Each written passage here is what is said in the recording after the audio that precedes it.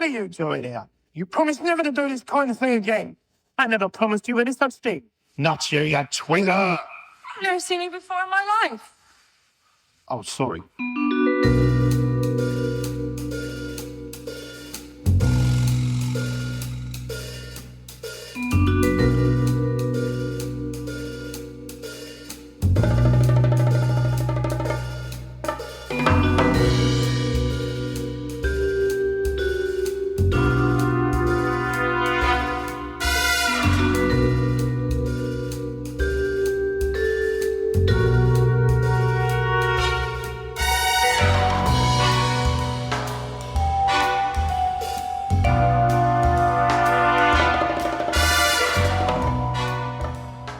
Welcome to episode 13 of the Horror Double Bill, the podcast where each week we combine two films to create something far greater than the sum of their parts. I'm Craig Johnson, and this week we are exploring the horrors of lycanthropy and the legend of the werewolf, a creature that has been used for centuries as a metaphor for themes including sexual repression, puberty, male violence, insanity, and the beast within. And we are starting off this week with the first horror movie that I ever saw, Frankenstein Meets the Wolfman from 1943, starring Lon Chaney Jr., Bela Lugosi, Ilona Massey and Lionel Atwill. Then we are jumping forward to 1981 with An American Werewolf in London from director John Landis, starring David Naughton, Jenny Agutter and Griffin Dunne. As well as showcasing their titular monsters, both films are, in their own ways, incredibly groundbreaking. Frankenstein Meets the Wolfman is arguably the first movie to suggest a concept that is all too familiar today, if not a little overused, which is the idea of a cinematic universe. Meanwhile, An American Werewolf in London showcases incredible practical effects work that, along with Howling, released in the same year, set the benchmark for horror transformations for years to come. Both movies also have a very personal significance for me that we'll discuss as the episode continues. Along the way, we'll be discussing the possible origins of the werewolf myth, historical examples of lycanthropy, the somewhat renegade approach to children's publishing in the 1970s, the life of the actor Lon Chaney Jr., and much, much more. So, as you can tell, this is going to be a rather long episode. So, before we begin, I'm going to state the main sources that I have used for research. But as always, all of the sources will be listed in the show notes. For the introduction on the history of werewolves, I have referred to articles from the Library of the University of Alberta, the website respectjournal.com, the Encyclopedia Britannica, and heaven help me, Wikipedia, as well as the children's book, The Beaver Book of Horror by Daniel Farson. For the commentary on early werewolf movies and Frankenstein Meets the Wolfman, I have referred to the books Universal Horrors, the studio's classic films 1931 to 1946 by Tom Weaver, Michael Brunas and John Brunas. I've also referred to Frankenstein Meets the Wolfman, the original shooting script from the Universal Film Script series, edited by Philip J. Riley, and the book American Gothic, 6 Decades of Classic Horror Cinema by Jonathan Rigby.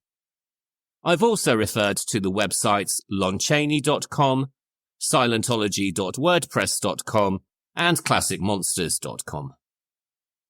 And for An American Werewolf in London, I have referred to the documentary Beware the Moon, which is included on the Arrow Video Special Edition Blu-ray release, and articles and interviews on theguardian.com and the site morbidlybeautiful.com, all of which will, again, be linked in the show notes.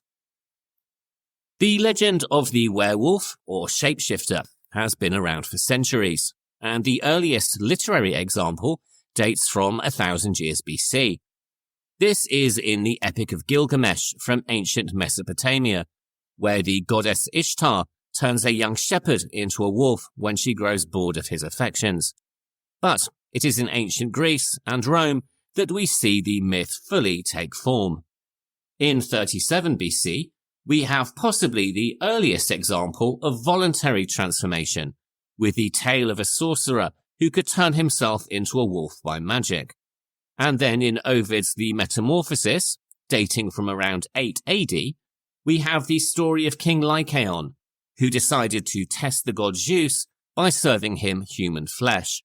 And that's something that seems to have been a fairly regular occurrence in ancient Greece, as the same thing happened with the myth of Tantalus that we discussed back in episode 10.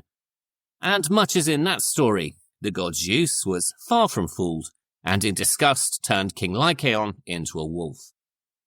As with many ancient legends, there are in fact several variants of this story, and not all of them end with a wolf transformation. But this is possibly one of the better-known versions, and also equates werewolves with cannibalism, which will become a very important factor later on.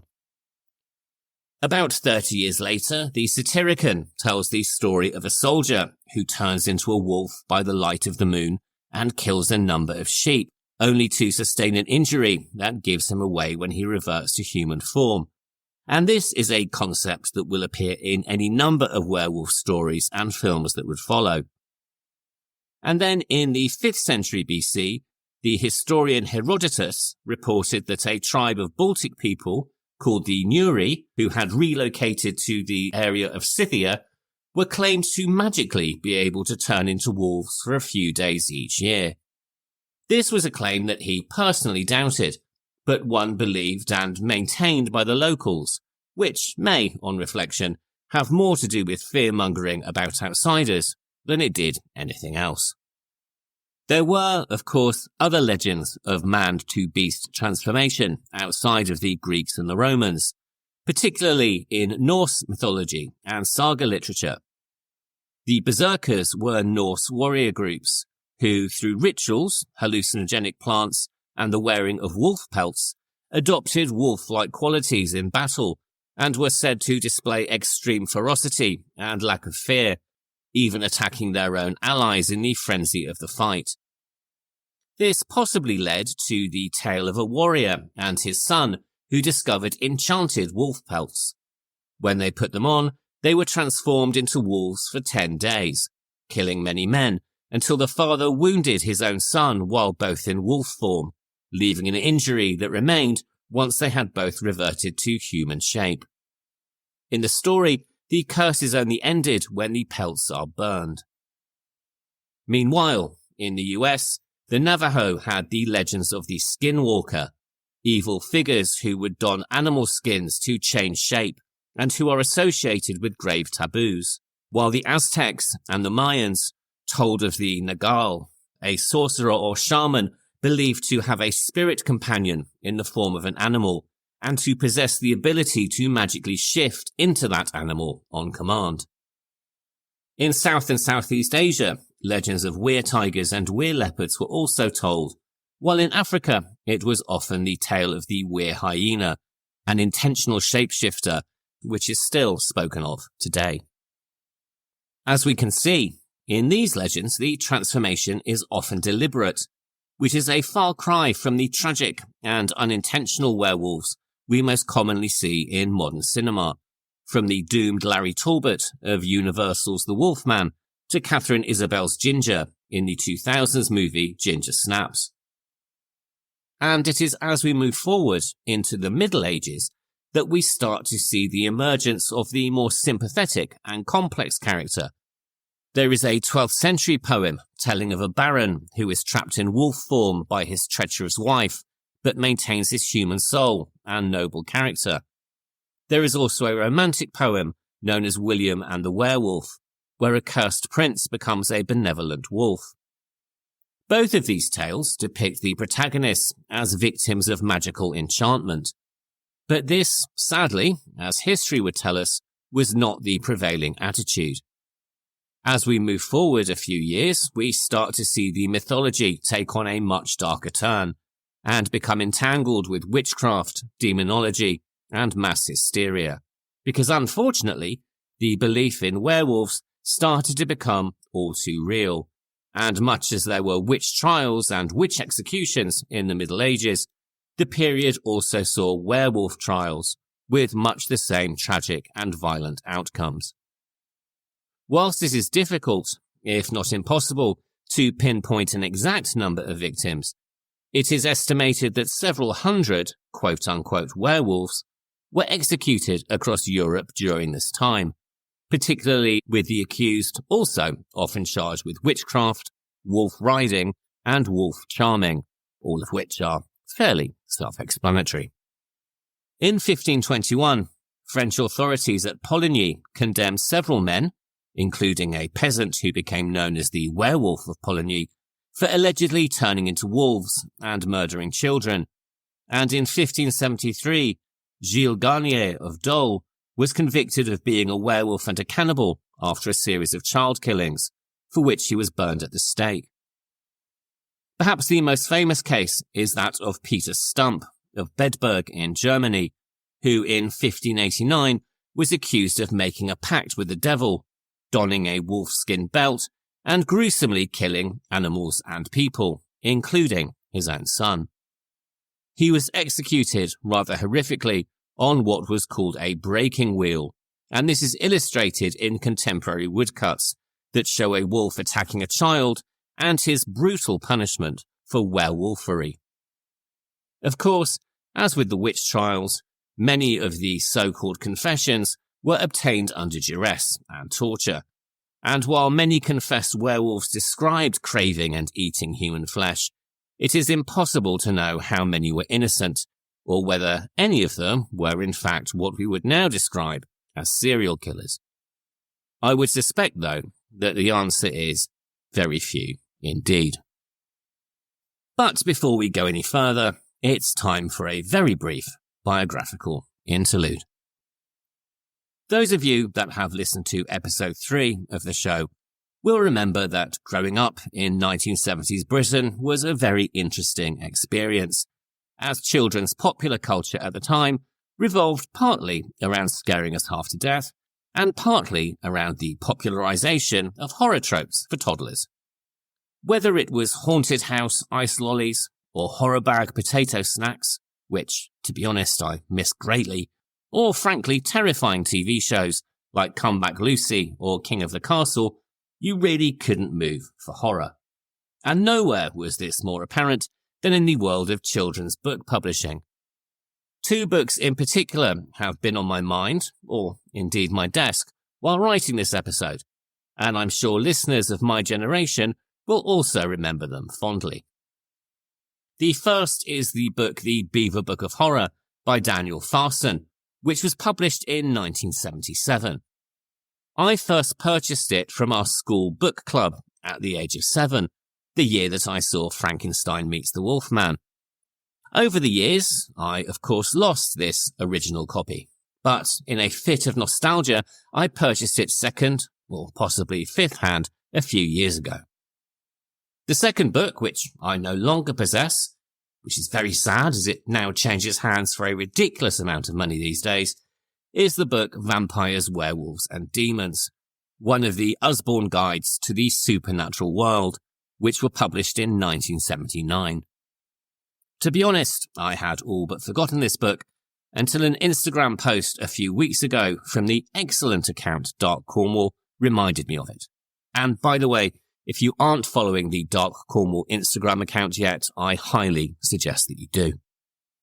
Both of these books very kindly and clearly explained werewolfery to preteens and were a formative part of my youth.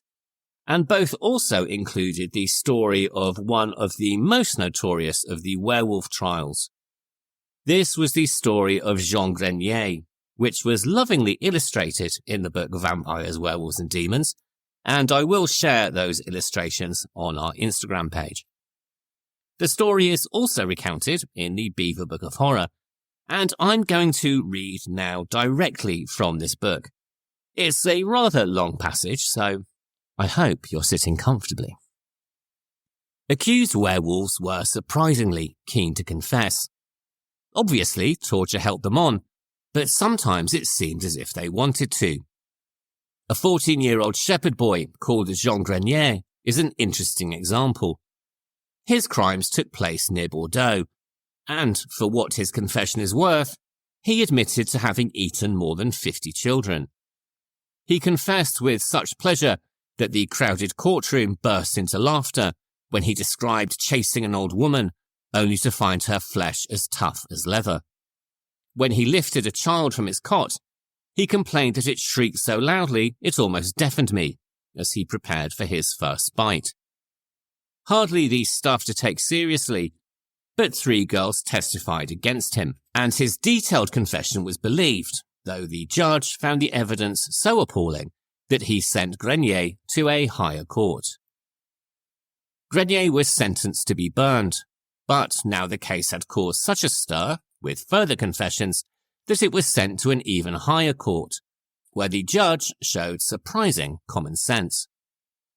First, he recorded Grenier's story, who said, "When I was 10 or 11 years old, my neighbour introduced me in the depths of the forest to the master of the forest, who gave me a wolf skin. From that time, I have run about the country as a wolf." The judge called in 2 doctors, who decided that Grenier was suffering from a malady called lycanthropy, which deceives men's eyes into imagining such things. The judge gave a wise summing up, which could explain all those confessions and cases of werewolves, saying, "The court takes into account the young age and imbecility of the boy, who is so stupid and idiotic that children of 7 and 8 years old normally show more intelligence, who has been ill-fed in every respect, and who is so dwarfed that he is not as tall as a 10-year-old.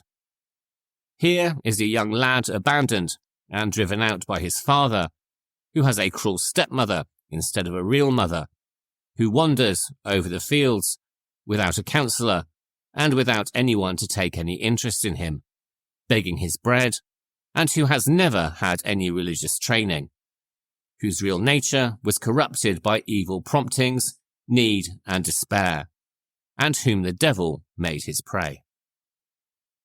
The boy was spared. He was sent to a monastery, which the judge visited 7 years later. He found that Grenier was unable to understand the simplest things, but still insisted that he was a werewolf. And that is the Beaver Book of Horror, folks. And just as a reminder, that was intended for children in the 1970s, proving, if nothing else, that the past is indeed another country altogether.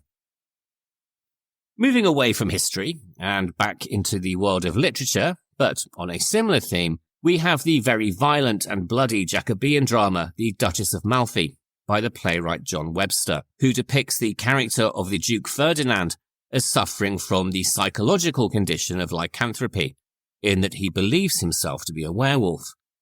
The play contains the following monologue from the doctor who diagnoses him. "2 nights since, one met the Duke about midnight in a lane behind St. Mark's Church, with the leg of a man upon his shoulder, and he howled fearfully, said that he was a wolf. Only the difference was a wolf's skin was hairy on the outside, whereas his was hairy on the inside." Meanwhile, in the world of the fairy tale, we of course have the story of Little Red Riding Hood, which some historians have proposed may have its roots in werewolf lore, and given the historical beliefs that I've just recounted, this may not be that unlikely. Although a cautionary tale of sticking to the well-travelled path and avoiding stranger danger, it is possible that the talking wolf in the original folktale may have indeed been one of the werewolves that were so feared at the time, eventually morphing into a more normal talking wolf, if such a thing is possible, by the time it was published by Charles Perrault in 1697. Whether this is true or not, and it's hard to say one way or the other, it's certainly an approach that the English writer Angela Carter would take when she adapted the fairy story in her 1979 collection The Bloody Chamber and Other Stories. 3 of these stories, entitled The Werewolf, Wolf Alice, and The Company of Wolves, would be adapted into a film in 1984 by the Irish filmmaker Neil Jordan, and we'll be discussing that movie, called The Company of Wolves, in just a few weeks' time. Fairy tales, romantic poetry, and Jacobean drama aside, it really wouldn't be until the 19th century that we would see a surge in the depiction of werewolves in popular fiction, particularly with the rise of the so-called penny dreadful, cheap, serialized, and rather lurid stories that were, as the name suggests, available for a penny per issue.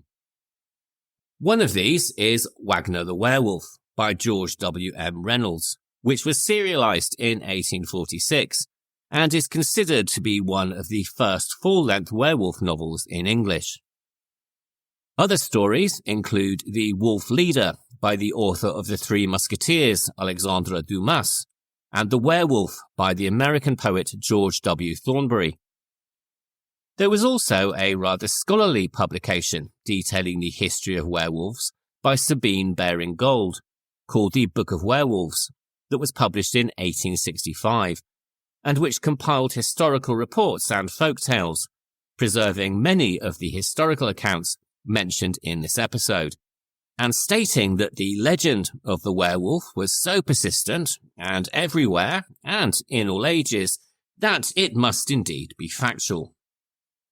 Baring-Gould even claimed that half the world believes or believed in werewolves at the time of publication. By the time of the birth of cinema, the myth of the werewolf had shifted from a figure of actual terror and persecution to one of horrific entertainment, and the first werewolf movie appeared in 1913. This was released by the studio 101 Bison, which was a division of Universal Studios. This 18-minute long movie perhaps more accurately depicts a skinwalker and centers on a Navajo woman who learns witchcraft and transforms into a wolf to avenge the many wrongs that have been committed against her. This is sadly now a lost film, as are some of the others that followed. But in 1935, we would see the release of the first feature-length werewolf movie, entitled The Werewolf of London. This film tells the story of a scientist, Dr. Glendon, who is attacked by a werewolf while on an expedition to Tibet, and who subsequently changes when he returns home to the London of the title. It features makeup work by Jack Pierce, who had created the makeup for Boris Karloff in Frankenstein. But at the insistence of the lead actor, Henry Hull, the makeup transformation falls rather short. It is reported that Hull believed that Pierce's original design would obscure far too much of his face, and given that his character is recognized after having transformed, you can kind of see his point. I am quite fond of this film, which introduces the idea that a werewolf, once transformed, will attack the person that he loves the most, and the makeup transformation, while less than Jack Pierce intended, is rather effective, and may have gone some way to inspiring the look of little Eddie Munster a few decades later. Interestingly, the Professor seems less of a wolf and more of a Jack the Ripper-style character, rather amusingly remembering to don his hat and coat before going out on a rampage, and with his actions generating the sensationalist newspaper headline, quote, "Mysterious Goose Lane Murder. Unidentified girl found horribly mangled." End quote. It also has some rather creaky performances, not least from the supposedly comedic characters of Mrs. Whack and Mrs. Moncaster, two drunk old biddies who accidentally offer the werewolf accommodation in their boarding house. Needless to say, in my opinion, hilarity does not really ensue. What this film does introduce, though, is the notion of transformation by moonlight, though the full moon itself is not specified, and would not, in fact, be a major plot device until much later. In addition, it is regular bullets, and not silver, that kill our protagonist, because, much like the influence of the full moon, this is not part of long-standing werewolf mythology, but is instead an invention of Universal Studios, and their film The Wolfman, which was released in 1941. This film, which starred Lon Chaney Jr., solidified many of the tropes that we now take for granted, including the mark of the pentagram, the vulnerability towards silver, and the influence of the moon. Though it must be said that even in this film, the full moon itself is not specified. Instead, the transformations are linked much more to the time of year, something that is explained by the heroine when she recites a now rather legendary poem. Even a man who is pure of heart and says his prayers by night may become a wolf when the wolfbane blooms and the autumn moon is bright. And if you miss the significance of that the first time around, there's really no need to worry, as it's recited again by at least 2 more characters before the end of the movie. This film also, rather interestingly and somewhat disappointingly, doesn't feature a full transformation from man into werewolf, instead focusing more on Larry Talbot's feet as the influence of the moon causes him to change.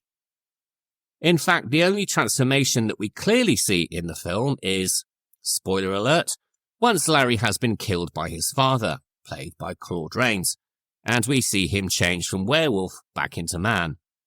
In fact, it would not be until the sequel, Frankenstein Meets the Wolfman, that we would finally see Larry Talbot fully transform from man into monster, and the film would also solidify the myth of the full moon triggering the change from man into beast. All of which brings us to our first film in this week's double bill, which is, of course, Frankenstein Meets the Wolfman. This film was released in 1943 and stars Lon Chaney Jr., Bela Lugosi, Ilona Massey and Lionel Atwill.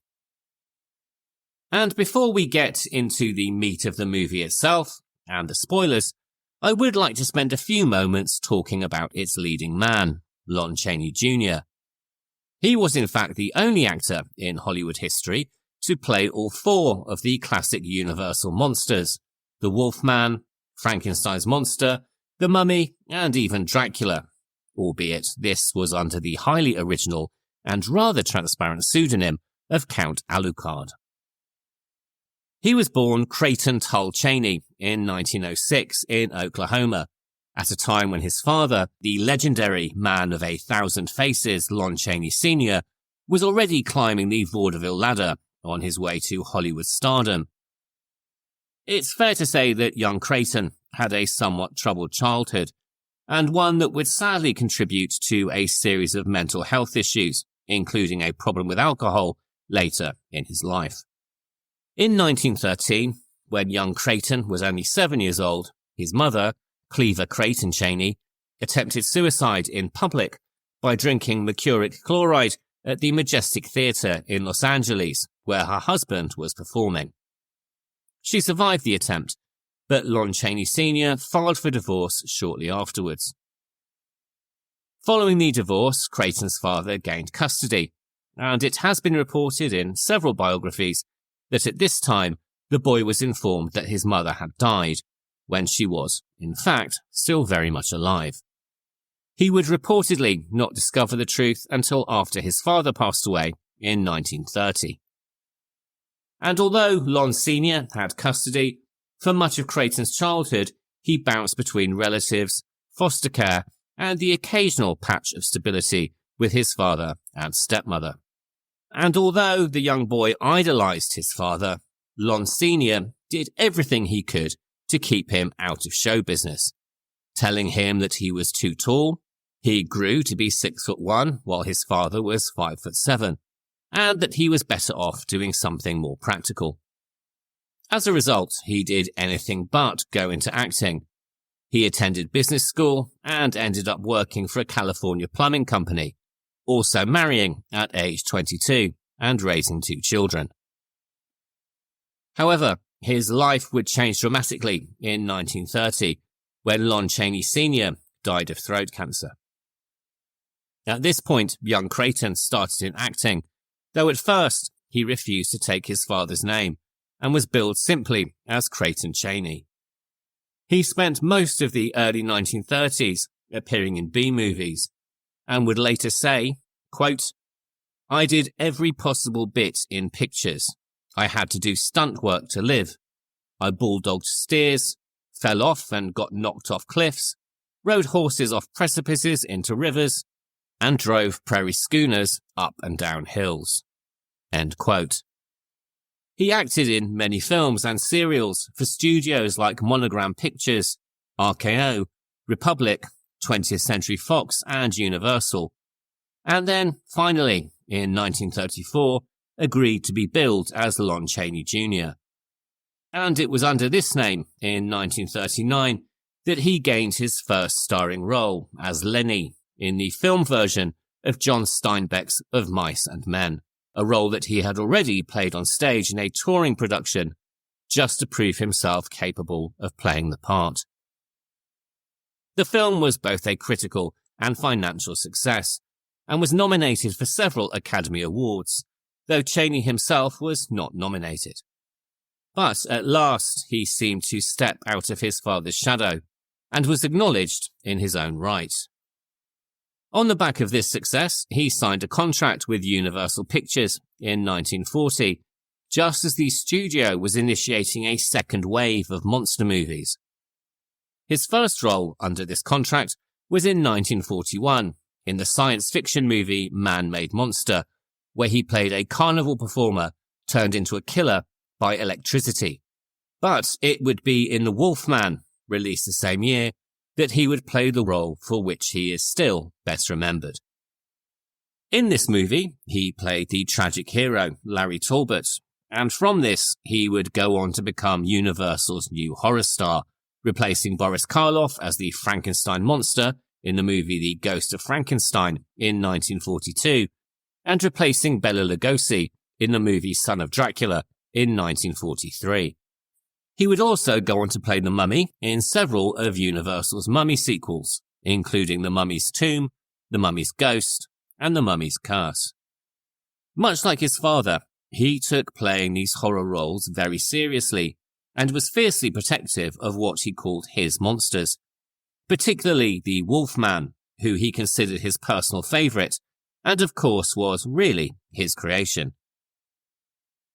But by the early 1950s, the resurgence of classic Universal horror was finally winding down, and he successfully transitioned to other genres, drawing on his skills as a character actor and appearing in the western High Noon opposite Gary Cooper, and then appearing alongside Frank Sinatra and Robert Mitchum in the 1955 film noir Not as a Stranger. Sadly though, he was a very troubled man, no doubt influenced by his difficult childhood and the fact that he felt he was always living in his father's shadow, as well as the pressures of typecasting. He also suffered chronic physical pain as a result of onset injuries, including a back injury sustained during the filming of The Mummy's Tomb.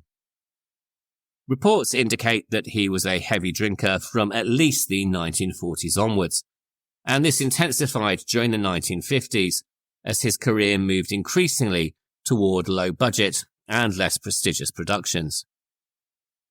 This sadly began to have a noticeable effect on both his performances and his professional reputation.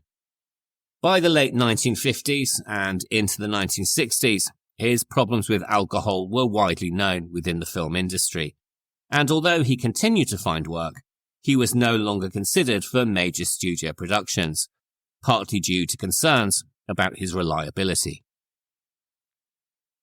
In addition to these struggles, he faced a series of serious health problems that worsened as he grew older.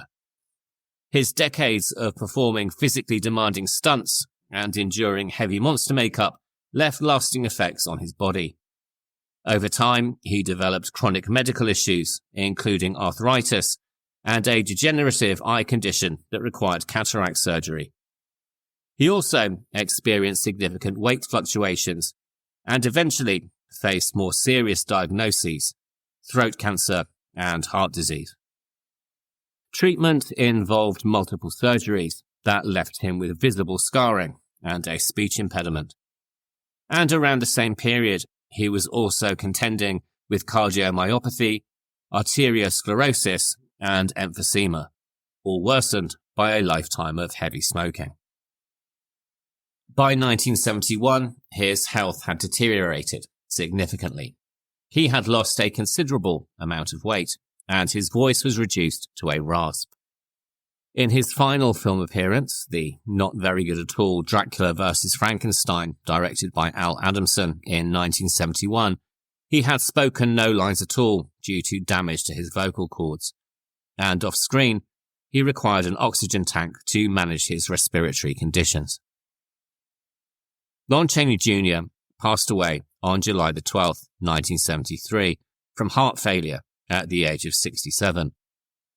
In a final act of generosity, he had arranged for his body to be donated to medical research. It was a decision that reflected both his appreciation for the care he had received and his desire to contribute something meaningful beyond his life. He leaves behind a legacy of movies, of which The Wolfman is doubtless the role for which he will be best remembered. But I also want to give special mention to the truly bonkers and quite brilliant movie Spider Baby, also known as the maddest story ever told. This was an indie horror he made towards the very end of his career, which was directed by Jack Hill and released in 1967, though it was actually filmed in 1964. In this film, for which he also performs the theme tune, he plays Bruno, the ersatz guardian of a family who suffer from a genetic degenerative disease that causes various forms of insanity. Also starring a very young Sid Haig, perhaps best known these days as Captain Spaulding, the movie has gone on to become a cult favourite and has generated a stage musical in the early 2000s and a remake in 2023. You can find it on YouTube and is definitely worth catching if you are a fan of bizarre independent horror cinema, which, given you're listening to this, I assume that you are. And now we are getting into the spoiler section of the movie. So, if you've not yet seen Frankenstein Meets the Wolfman and are in the UK, you can find it available for rental on Apple TV, Amazon Prime, and the Sky Movies store. And I'm going to be completely honest here. In terms of the universal horror universe, this film is far from being the greatest entry. But I'm including it in this series because not only was it the first horror movie that I ever saw, when it was screened as part of the BBC Two horror double bills back in the 1970s, but it is, in its own way, also a highly influential film. As I mentioned at the top of the show, this is, at least as far as I can tell, the very first film to suggest a cinematic universe. And it's also the first time we see Larry Talbot facially transform from a man into a werewolf, as opposed to the other way around. And importantly, it is this film that creates the filmic trope of werewolf transformations being triggered by the full moon. In the first Wolfman movie, the poem tells us that the danger comes when the autumn moon is bright. But in this film, the line of the poem is changed and becomes when the moon is full and bright. And so it is this movie that we have to thank for the trope of the full moon being the trigger for transformation, something that is now a staple of the werewolf genre. In addition, and very importantly for fellow lovers of Spanish horror, this was the film that would influence a very young Paul Naschy, then a small boy named Jacinto Molina, to create his legendary werewolf character Voldemar Daninsky and kickstart the golden age of Spanish horror back in the 1960s.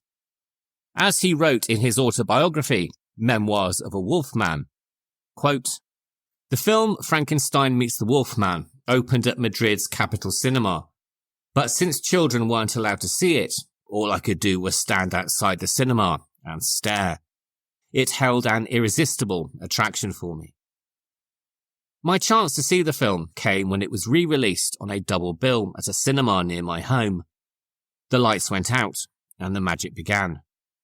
Suddenly, I was immersed in the spellbinding story, which led up to the amazing, spectacular, and quasi-surreal scenes in which the tormented lycanthrope slugs it out with Dr. Frankenstein's monstrous creature. After the film had finished, I went out into the street in a trance. I didn't even remember to thank my good friend the usher for letting me in and running the risk of getting into trouble with the inspectors, who in those days were pretty strict. That night I sat down to draw the two terrifying characters locked in their brutal combat. From that day on, Larry Talbot was my hero. After all, he was a good man, whose only desire was to find a cure to free him from his need to kill. The stunning transformations brought on by the full moon really made an impact on me. I even recall that on one occasion, when my mother asked me what I wanted to be when I grew up, I replied, a werewolf. You should have seen the look on her face. End quote. And, as I mentioned, this film also greatly inspired me, though clearly not to such great heights as Mr. Nashi. I'm not really sure why I wanted so much to see it when it was televised back in 1977. I was only 7 years old, and I cannot really remember why I had become so obsessed with horror movies. In fact, one thing I really can remember is that just a few years before, I had been truly terrified by the sight of Oddbod in the British horror spoof Carry On Screaming, so I'm really not 100% sure why I became so fixated on watching this film. But what I do remember is that I really wanted to see it, and my mother, who was always the arbiter of taste in our household, was pretty anti the horror genre. In the end, it was agreed that I could stay up to watch it with my dad as a chaperone, and I'm pretty sure that the deal was in fact brokered by my father. Had my mother known that this would lead to a lifelong obsession with horror, something that she was never really on board with, I'm sure she would have chosen otherwise. My dad was actually fairly instrumental in my interest in horror. When I began reading the likes of James Herbert at an incredibly precocious age, my mother insisted that he read them first to check that they were suitable for my young eyes. To be fair, I don't think he actually ever really bothered. Either that or he had an incredibly liberal approach to literature, as both The Fog and The Dark were declared perfectly reasonable for me to be reading, something that in hindsight they most definitely were not. In any case, it was through this film and the BBC horror double bills that my gateway to the genre opened.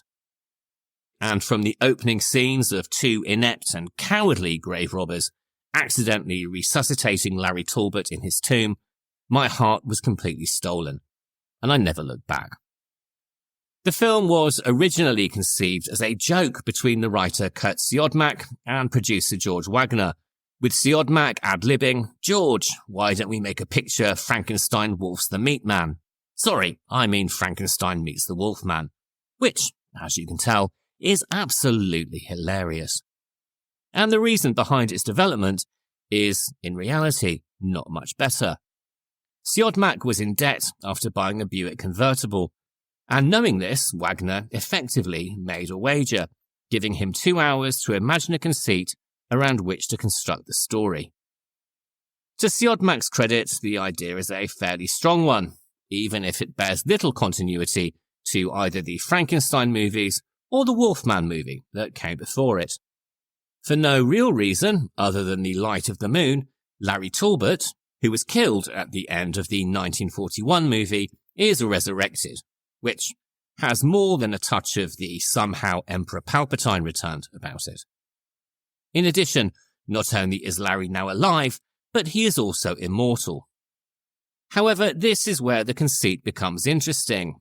The now immortal Larry Talbot, knowing that he will kill every full moon, wishes only to die, while the Frankenstein monster, who he meets later in the movie, wants nothing less than to live forever and to become an indestructible Superman who will rule the world. Wagner was impressed by this rather existential idea, and the film was greenlit, with Lon Chaney Jr. originally intended to play both characters. There was, after all, no one else who could play Larry Talbot, and he had already played the monster in the 1942 movie, The Ghost of Frankenstein. This would, of course, have been an interesting dynamic, and the plan was to use stunt doubles and green screen to create the cinematic illusion. But Chaney had suffered severe allergic reactions to the makeup he had worn in the Mummy movies, and wasn't keen on suffering in the makeup chair for 2 roles. So, at the last moment, it was decided that he would play only Larry Talbot, leaving the studio to find a replacement. Boris Karloff had bowed out from the franchise after Son of Frankenstein and had also vowed to never play the monster again. He was in any case already committed to a stage production of Arsenic and Old Lace. Universal was in need of another horror name to bolster potential box office, and that's when they approached Bela Lugosi. And for those of you who haven't seen the Frankenstein series, this is probably a good time to explain what has happened in the franchise up to this point. In Son of Frankenstein, which is the third of the franchise, audiences are introduced to the character of Igor, played by Bela Lugosi, a crazed and vengeful character who has survived being hanged for grave robbing, and who has a deformed neck and a chip on his shoulder as a result. Igor becomes the chief antagonist of the movie, using the monster for his own vengeful purposes and exacting revenge on those who tried to execute him. By the time of the follow-up, The Ghost of Frankenstein, Igor has become even more power-crazed and tricks the next in the Frankenstein line into transplanting his brain into the monster's body, allowing him to live forever. However, at the climax of the movie, the operation goes wrong, and whilst the monster can now speak with Igor's voice, it is also blind. Interestingly, and with no small amount of irony, Bela Lugosi had not only appeared in The Wolfman in 1941, he had also been the original choice to play the monster in the original 1931 Frankenstein movie, but he turned it down, not wishing to play a character that didn't have any dialogue. Whilst this decision doubtless led to a better final product, it did very little to impress the bosses at Universal, who dismissed him as a one-trick pony, and whose strong Hungarian accent limited him to mad scientist roles. As writer Kurt Siodmak stated, quote, "He had created one character, Dracula, and that character had stuck." End quote. With his star on the wane, Lugosi was relegated to increasingly low-budget movies for studios like Monogram, and that studio was allegedly so down market that it was said that once you started there, even the unemployed actors working in the local drugstore would give you the cold shoulder.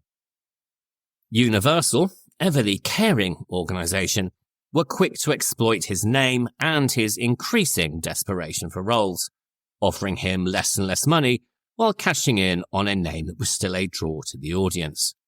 He may well have turned down the monster in 1931, but they knew that he would take any part they offered a decade later. This was a strategy they had already previously employed when he was woefully underpaid for his initial role as Igor in Son of Frankenstein. At this time, he was experiencing real financial hardship, and fortunately, the director, Roland W. Lee, recognized his desperate situation, his talent, and, quite frankly, in my opinion, how horrifically Universal were treating him. Lee rewrote the part of Igor, giving the character a much more significant role in the movie and ensuring that Lugosi at least earned a decent salary. It also secured him one of his most memorable roles and gives a lie to the aforementioned notion that he was a one-trick pony. Igor is an incredibly memorable horror character. He is unbelievably sly and deceitful, and is in my mind Lugosi's best performance. And if you've not seen it, then you really should. So, from a narrative point of view, the casting of Lugosi as the monster in the direct follow-up makes perfect sense. Sadly though, it was very different in practice. Lugosi was now 60 years old, and his health was failing. The challenges of production, including 4 hours in makeup, £20 boots and a £5 headpiece, all combined to take their toll, at one point leading to physical collapse. And this is not the first time we have discussed the physical trauma that Universal horror actors suffered for the studio. We've only just now heard about Lon Chaney's injuries, and we spoke on Karloff's back injuries in episode 8. So it's little wonder that the 60-year-old Lugosi would find things more than difficult. Desperate for a solution, and too late into the production to recast the role, Lugosi was replaced in the more strenuous moments by a stuntman called Eddie Parker. So, when you watch the movie, it's Parker and not Lugosi that we first see as the monster when Larry Talbot discovers him in the ruins of Frankenstein's castle.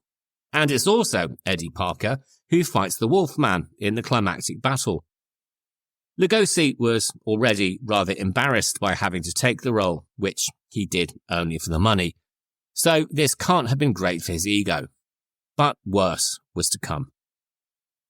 In the original shooting script, and following on from the ending of The Ghost of Frankenstein, the monster was given dialogue, which was another reason that Lugosi had taken the role.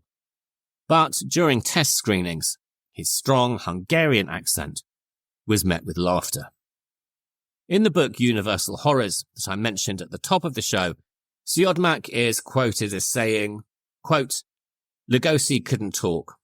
They had left the dialogue that I wrote for the monster in the picture when they shot it, but with Lugosi, it sounded so Hungarian funny that they had to take it out."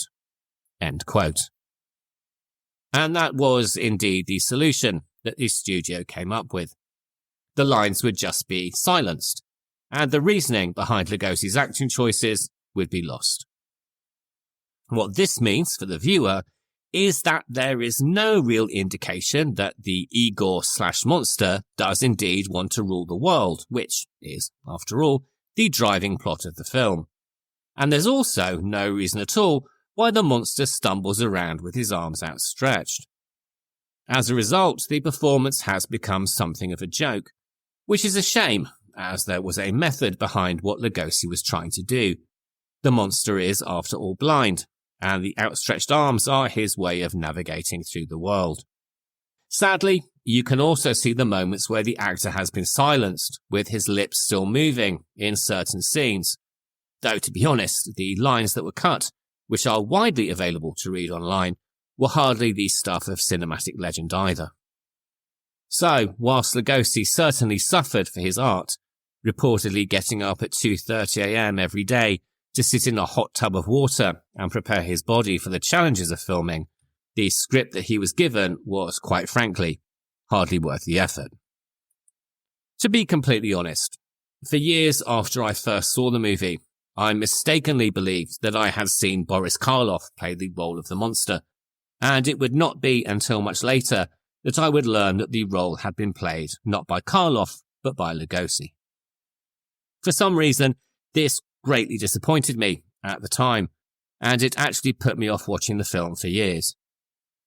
But it must be said that the influence of Lugosi's performance is incredibly significant, as it is his version of the monster, and not Karloff's, that walks around with arms outstretched in a manner that was emulated by children across playgrounds the world over. So, whilst his performance can in no way be said to be as great as Karloff's, it has perhaps left behind the most enduring image. I think it's fair to say that Frankenstein Meets the Wolfman is very much a film of two halves. And if the casting of Lugosi and the studio decisions around his performance make the second half far less than one would have hoped, the first half is incredibly well done. Not least because we finally get to see Larry Talbot transform into the Wolfman before our very eyes. And it must be said that Chaney certainly was made to suffer for this sequence. The initial transformation scene took 22 hours to film, during which time the crew would wait until Chaney was in position, and then, this is quite unbelievable, drive small nails through the skin at the end of his fingers to ensure that he couldn't move. Individual hairs would then be applied, a few frames would then be shot, and the process would then be repeated. This, as you can imagine, was an incredibly arduous thing to film, made all the more difficult by the fact that the pillow on which his head appears to be resting was in fact a plaster cast designed to help keep him immobile. Having said that, the investment of time and discomfort does indeed pay dividends, creating transformation sequences that are far superior to those of the first movie. The cast was completed by Ilona Massey as Elsa von Frankenstein, Patrick Knowles as the male lead, Dr. Frank Mannering, Lionel Atwill as the mayor, and Maria Uspenskaya playing the role of the fortune teller from the original Wolfman movie. Years later, Ilona Massey recounted that she had a positive experience on set and greatly enjoyed filming, saying, quote, "I think Lon Chaney is one of the nicest, sweetest people in the world. It was a great deal of fun. You know, it took 4 hours to put on his makeup, and when it was on, it was hot under the lights. It was very difficult for him to eat.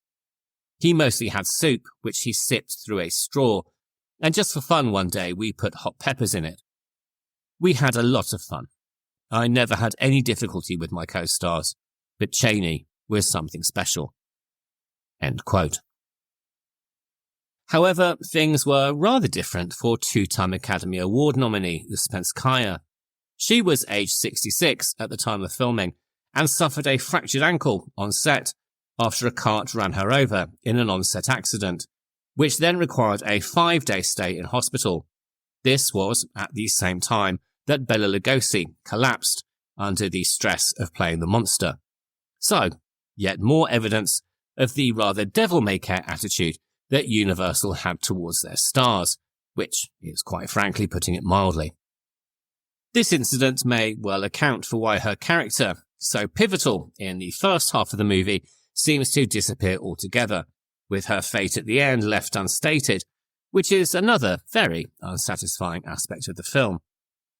Asked by the authors of Universal Horrors what had happened to the character, and whether she was supposed to have lived or died by the end of the film, writer Kurt Siodmak replied that she, quote-unquote, died in the meantime, which just goes to show what a fine commitment to quality he had for the end product. And I've got to be honest, the more I quote him in this episode, the less I seem to like the man. So, let's just hope that he enjoyed driving that Buick.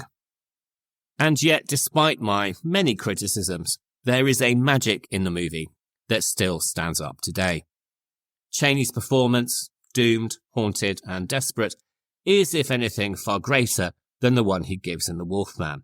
And to be quite honest, in that film, the character of Larry Talbot initially comes off as a bit of a douchebag, spying on the heroine through a telescope and refusing to take no for an answer, even when he discovers that she is already engaged. In this movie, he at least gives us a character that we can root for, even if we are effectively rooting for him to find a way to end his own life, which is pretty bleak when you think about it. In addition, the cinematography by George Robinson is excellent, most notably in the opening grave robbing sequence, and it harkens back much more to the original Wolfman than to the pedestrian visuals of Ghost of Frankenstein from the previous year. It also features some of the best werewolf moments in the series, including the first transformation and the subsequent stalking of a policeman through the streets of Cardiff, and also a pursuit through the woods of Visaria. It's just a shame that the script and the production choices let the film down in the final half, when the monster is finally revealed. Released on March the 4th, 1942, the film met with a very mixed critical reception.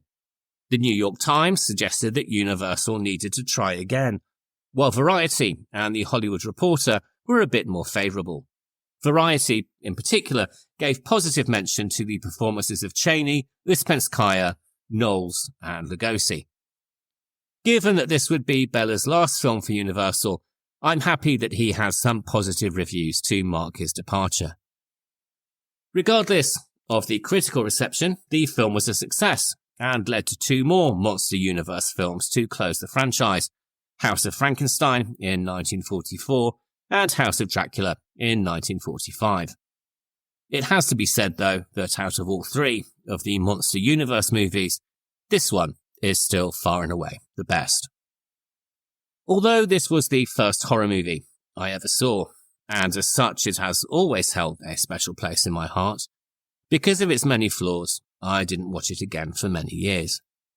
But whenever I was asked about my introduction to horror, I would cite the deal that my dad brokered with my mother, telling how the event opened the door to a genre that would forever inform my tastes. The next time that I watched it was in 2019. And this was on the day that my dad passed away. By this time, he had endured a years-long battle with dementia. And as anyone who has lost a relative will know, on the day that people pass away, you cry, you make the phone calls, and then you have a moment where you are completely empty and completely lost, and you don't really know what you should be doing. So in that moment, for me, I decided to watch Frankenstein Meets the Wolfman again, for the first time in over 4 decades. Chaney's performance was still heart-wrenching, and the cinematography was still beautiful, and the transformations were still breathtaking. So I watched it that day, very much as a tribute to the memory of my dad, and my own silent way of thanking him for my introduction to horror, and for spawning a love of the genre that I will carry until the day that I die myself. Even though my mother probably never really fully forgave him for that. My dad was also responsible for my introduction to our next movie, which is An American Werewolf in London. At the time, I was 12 years old, and I had endured a lot of dental surgery due to my mouth being too small, something that my friends would probably find rather hard to believe. So, whilst I was recovering, he went to the local video store and rented American Werewolf for me to watch. I'm not sure what my mum made of that, but I doubt that she was overjoyed. So, as I said at the beginning of this episode, this is a rather personal one for me, as it's a bit of a tribute to my old man. So, without any further ado, let's get on with our second movie. An American Werewolf in London was written and directed by John Landis and released in 1981. It stars David Naughton, Jenny Agutter, Griffin Dunne, and John Woodvine. And we are getting into the spoilers on this one relatively early, so if you've not yet seen the movie, it's currently available for rental, in the UK at least, on Amazon Prime, Google Play, Apple TV, and also YouTube. On its release in August 1981, American Werewolf in London joined a trio of wolf-related movies that all came out in the same year, with The Howling from Joe Dante, released in January, and Wolfen from Michael Wadley, released in July. In addition, Paul Schrader's remake of the 1942 classic Cat People had gone into production in April, joining Philippe Mora's man-into-insect movie The Beast Within, which had already begun filming in February.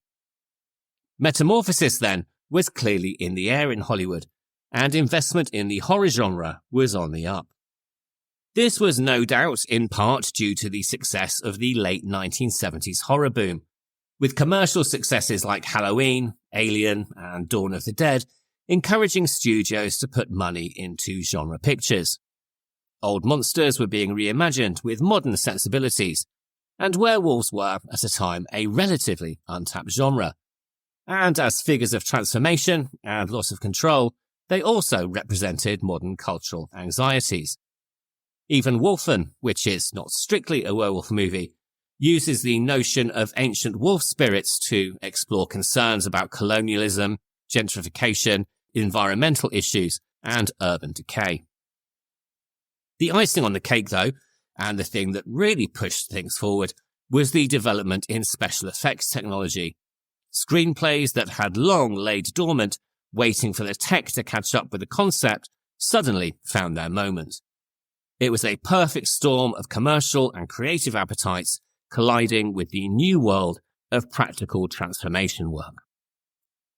Of all the films I have just mentioned, American Werewolf probably had the longest gestation, and was conceived by John Landis in 1969. At the time, he was an 18-year-old production assistant working on the film Kelly's Heroes in Yugoslavia. During the shoot, he witnessed a funeral in which a corpse of a criminal was buried feet first at a crossroads in a cloth wrapped with garlic and rosary beads. This was all to prevent the criminal from rising from the dead and finding his way back home again, and Landis was fascinated. He was very much struck by the juxtaposition of this superstitious ritual taking place in 1969, the same year that man had walked on the moon, and the contrast between modern cynicism and traditional belief systems became the germ of an idea. Thinking of monsters that he could base a script on, he hit upon the idea of the werewolf, and in his research discovered the history of the werewolf trials and executions that we covered at the top of the show. Now, he has said that his research indicated the largest number of executions were in France or Wales, and that's something that I would disagree with quite strongly. My research suggests that there are only 5 werewolf executions recorded in Wales, but who am I to get in the way of a good Hollywood production story? In any case, he says he didn't speak French, and the UK at that time offered financial incentives to American productions to boost the British film industry. This incentive was called the Edie Levy and had been introduced back in 1950, a time when the UK government was interested in protecting British industries instead of selling them off to the highest bidder, or in some cases their mates down the pub. Much like the Italian government policies that we discussed back in episode 2, in order to qualify for financial benefits, the majority of the cast, crew and production team on a movie needed to be British, thereby securing jobs for the British workforce. Blimey. Once again, the past really is a different country, isn't it? This, of course, promoted the notion that the film could be set in the UK, and Landis was particularly taken with the idea of shooting the movie in the home of Gothic horror and the world of Hammer films. He wrote the first draft when he was still 18, and while he was happy with it, said that early beta readers were less than impressed, being rather confused by its combination of horror and humour, telling him that it was much too scary to be funny, or indeed the other way round. This dual tonality is also something that drew criticism at the time of its release, and still does today, with both contemporary and retrospective viewers, particularly some of those who are reacting to it for their YouTube channels, unsure whether it is meant to be one or the other. I don't really understand this myself. I think it's quite possible for it to be both, which is, after all, much like real life. We discussed this idea at the end of our very first episode, when we explored the work of Alex de la Iglesia and his belief that his movies are a bit like laughing at a funeral, with humour providing a form of release, or even relief, from the awful realities of what is happening. And whilst I may absolutely enjoy the very dark side of genre cinema, I think there is certainly also a place for horror to have humour, providing, of course, it is intentional, which in this film, it certainly is. The film also has a lot of its humour rooted in irony, such as David and Jack being delivered to the moors in a truckload of sheep, literally lambs ready for the slaughter. And it also has a fair amount of meta-commentary, with various mentions of the Universal Wolfman movies. Though sadly, the fact that it raises the universal myth that a werewolf can only be killed by someone who loves him, and then does absolutely nothing with it, feels very much like a missed opportunity. Of course, with this film, it's really the special effects that make it, and they were created by special effects guru Rick Baker. He had already worked with Landis on his first feature, and the two had discussed American Werewolf during this period. Baker was incredibly excited by the idea, particularly by the concept that the transformation of man into monster had to be painful, and that the old classic movies didn't do it properly. Landis told Baker that he wanted to show the pain, and that he wanted to see the whole body change. But both the world of special effects and the film production studios weren't ready for the challenge. Landis was still an unknown property, and his first movie, Schlock, had hardly set the box office on fire when it was released in 1973. Indeed, it was only after Landis had a couple of back-to-back hits with Animal House in 1978 and The Blues Brothers in 1980 that studios finally showed enough interest and faith to consider producing the werewolf story. In 1980, Polygram Pictures agreed to finance the film, giving him the green light 11 years after his screenplay had been written. With the budget in place, Landis reached out to Baker, but there was a slight problem. Although the special effects artist had kept an eye on the project, by 1980 he had grown skeptical that it would ever happen, and at the same time had received a phone call from the director Joe Dante, asking him to sign on to another werewolf project, The Howling. Baker recalled that when he told Landis he was doing another werewolf movie already, and was planning on using some of the transformation ideas that he had been thinking up since their initial conversation, Landis was, quite understandably, absolutely livid. And after a rather tense phone call, Baker ultimately decided to quit The Howling and honour his original commitment. The Howling makeup duties were passed to Baker's protege, Rob Bottin, who would later go on to create the frankly mind-blowing practical effects for John Carpenter's The Thing. And it is this decision, in my opinion, that would go on to shape the lasting success and legacy of the movie. The practical effects that Baker created were truly mind-blowing at the time, and they still hold up today. And you only have to see a handful of YouTuber reaction videos to see that I'm telling the truth. Rather bizarrely, a few years ago, an acquaintance of mine suggested that An American Werewolf should be remade, with the justification that CGI would be so much better, which just goes to show that there are people out there who really don't know what they're talking about. But it's probably not a good idea to pull at that thread right now, because I could go on about that for hours. Baker and his team spent months developing mechanical and makeup effects, and pioneered the use of what came to be known as, quote, change-o appliances, end quote. These were specialized prosthetics that were designed to simulate the transformation on screen. Creating these involved taking full body life casts of the actor David Naughton and then sculpting individual prosthetic pieces, including elongated arms, clawed hands, and an expanding spine. These components would then be animated using cables and pneumatic bladders and other mechanical systems to achieve the transformation sequence in real time on camera. Baker had originally conceived of a two-legged humanoid werewolf. However, Landis insisted on a four-legged creature that resembled more of a hound from hell. As a result, Baker used his own large dog as an anatomical reference, and the final design features no human characteristics, which sets it apart from many previous werewolf movies, and also, fortunately, sets it apart from The Howling. And speaking of The Howling, since the release of both movies, there has been a somewhat heated debate between genre fans as to which film has the best transformation scene and which film is actually the better. For my money, I have to say I prefer American Werewolf, but this may be down to the personal memories that I have associated with the film and the fact that I saw it first. Although The Howling is a brilliant parody of New Age healing techniques and features several nods to classic horror directors with characters named after Terence Fisher and Freddie Francis, it just for me lacks emotional depth. And if I'm honest, I don't really think the transformation sequences live up to Baker's work in American Werewolf either. Then again, that of course is just my personal preference.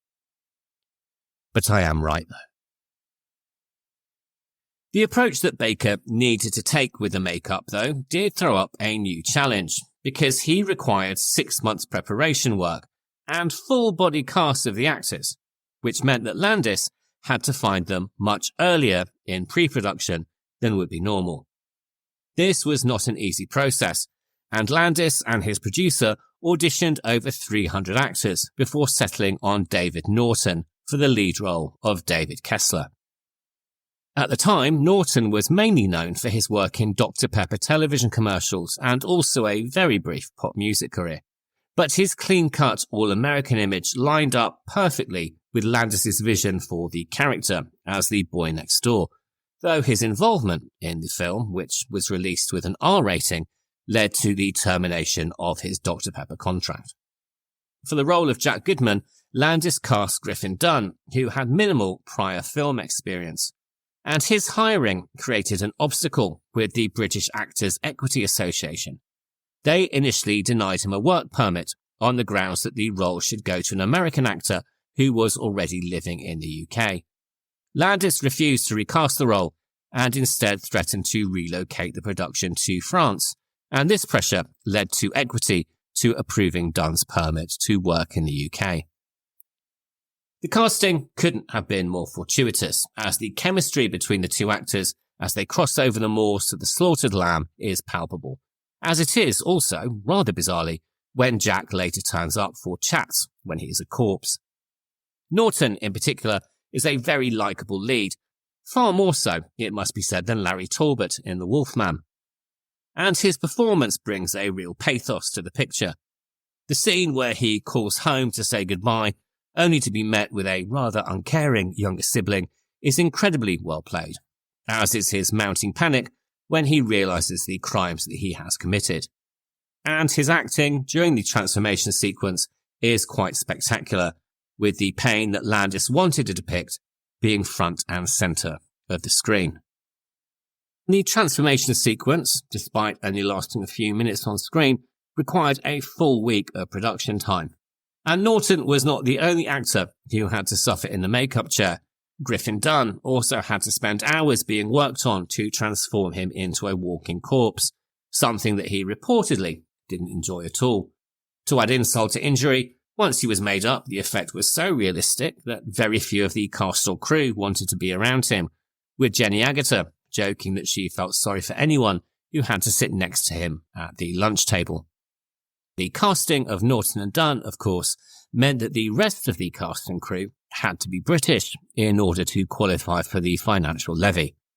The rest of the main characters are made up of Jenny Agutter in the role of Alex the nurse and John Woodvine as Dr. Hirsch. Jenny Agutter, who Landis had known for years as a friend in Los Angeles, had made her name as a child actor in the 1970s in films like The Railway Children and Walkabout, but had also impressed in the 1976 movie Logan's Run. John Woodvine was a highly respected theatre actor that Landis had seen on stage in a Royal Shakespeare Company production of Nicholas Nickleby. David Schofield, who plays the darts player in The Slaughtered Lamb and who warns Dr. Hirsch that David is a werewolf, was also in the same production. The rest of the speaking roles, of which there are more than 30, are all played by British actors, many of them very familiar faces to a UK audience, including Brian Glover and the legendary and greatly missed Rick Mayall, who Landis had seen performing as part of the comic strip in London Soho. All of the performances in the movie feel very real and very British, even down to naughty Nina Hartley advertising her saucy life story in the News of the World. I wish I could say that this was not a realistic depiction of British tabloid media of the time, but I really can't. And if I'm honest, it's not much better now either. As well as the werewolf transformation scene, there are several brilliant set pieces in the movie, including the opening attack on the moors, David's dream sequences, and the various attacks across London.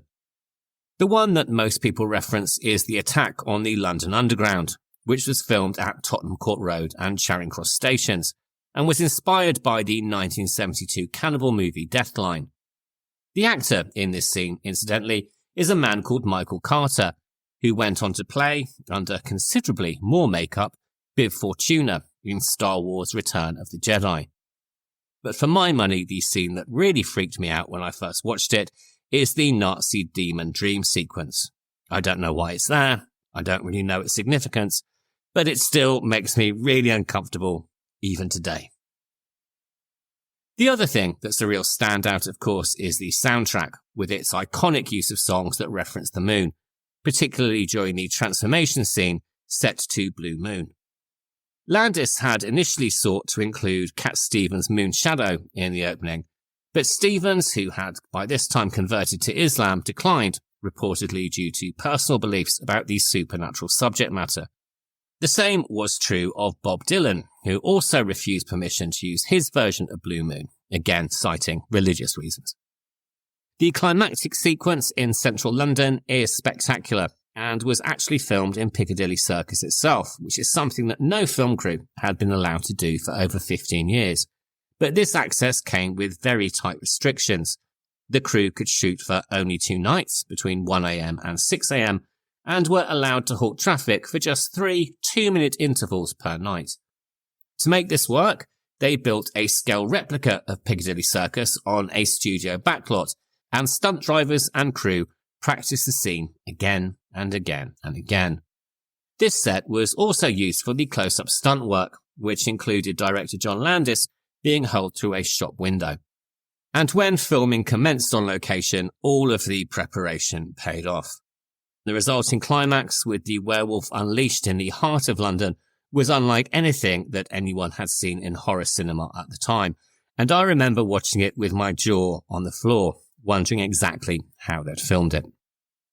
On its release in August 1981, the film received very mixed reviews from critics, many of whom were uncertain about its blending of horror and comedy. Some praised its technical achievements and ambition, while others criticised its narrative structure and cohesion.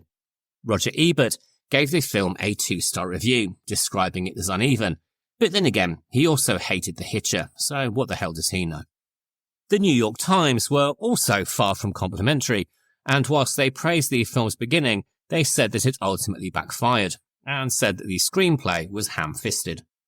However, there were some positive notices. Variety described it as a clever mix of comedy and horror that succeeded in being both funny and scary. Rick Baker's special effects were also highly praised, even by critics who were otherwise negative. And at the 1982 Academy Awards, he won the first ever Oscar for Best Makeup for his work on the film.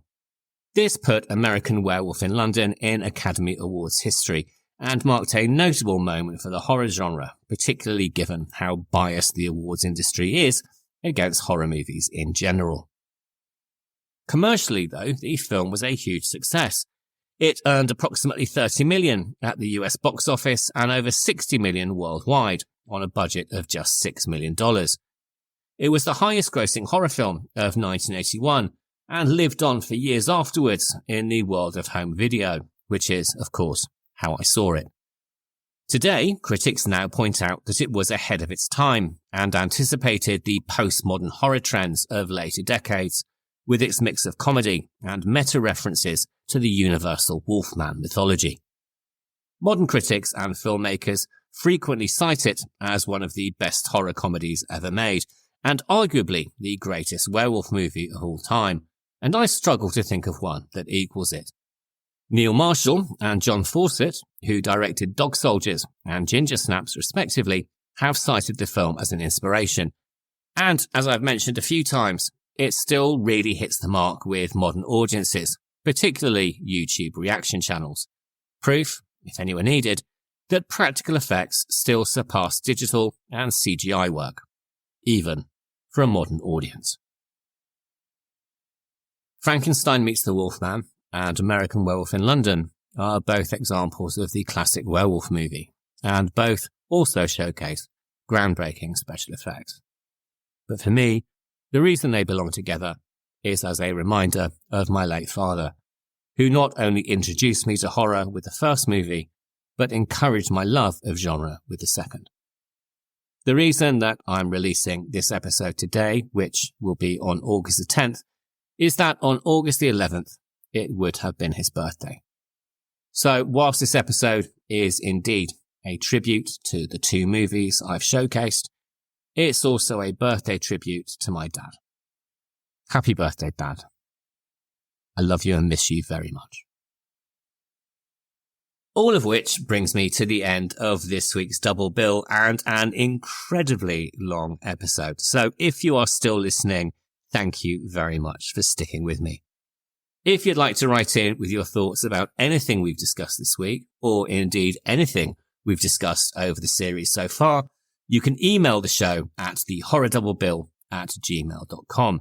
You can also follow us on Instagram at thehorrordouble for behind-the-scenes information, photos, and video clips. Please also take a moment to rate, review, and subscribe wherever you listen to podcasts. It would mean a huge amount, and it really helps to get the show promoted to a wider audience. So by the time that next week's episode is released, we will be in the middle of August, which means that the Great British Summer is probably drawing to a close. Just enough time then to go and take a trip to the beach with next week's double bill. First up is Messiah of Evil from 1973, a rather surreal supernatural horror starring Mariana Hill, Michael Greer and Elisha Cook Jr. Then we're following that with John Carpenter's seafaring ghost story The Fog from 1980, starring Jamie Lee Curtis, Janet Leigh, Adrienne Barbeau and Tom Atkins. If you're in the UK, you can watch Messiah of Evil on Amazon Prime and also with a subscription on the BFI player. And you can watch The Fog on Apple TV, Amazon Prime and with a subscription on Studio Canal Presents. So I'll be back next Sunday for the discussion, and until then, thank you for listening and have a really great week. Goodbye.